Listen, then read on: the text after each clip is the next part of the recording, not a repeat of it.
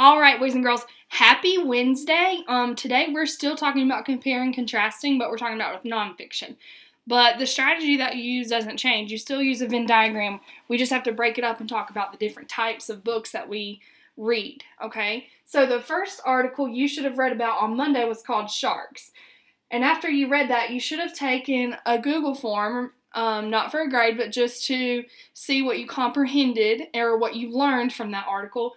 And then yesterday, you should have read one about whales. Okay, so today we're going to work on comparing and contrasting those. We're going to start with sharks, okay, because that was the one you read back. If you have trouble remembering facts about sharks, you should go reread those articles before watching this video. That way your mind is jogged and remember what we're talking about.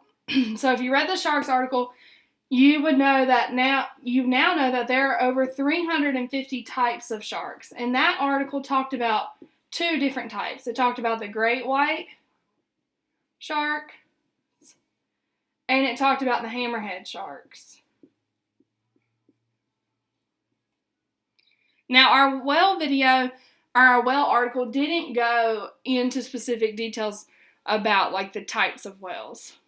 So that's how another way that it was different. Sharks have no bones. Instead, they have something called cartilage.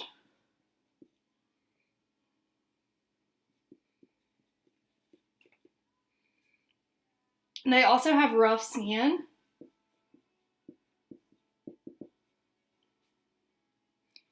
And then their senses, like we have 5 senses, they have senses as well, but they are a lot stronger than ours.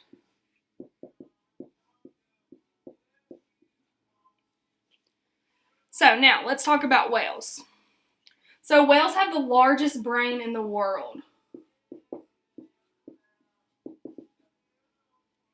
They're also great divers.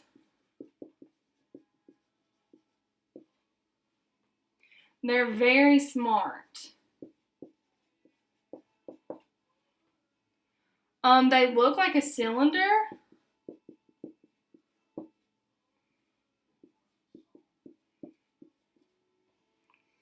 Okay, and they have something called a tail fluke.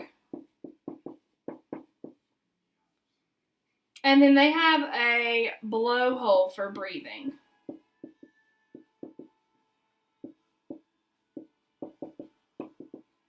Okay, so this is how whales and sharks are different. So now we need to think about how they're the same. Because remember, when you fill out a Venn diagram, what goes in the middle are things that are the same. So let's take a look at that. So they're both carnivores. Oops.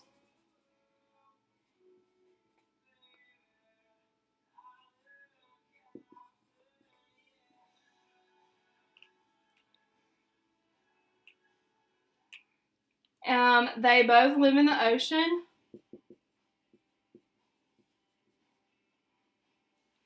And it even said in the article that they eat sea lions. They both eat sea lions, which I thought was interesting because you wouldn't think a whale would eat a sea lion. So that's your compare and contrast lesson for today. Tomorrow you are working on the same thing, except you're going to do this independently. So if you have any questions, you can email me or call me or text me, and I look forward to hearing from you soon. Bye.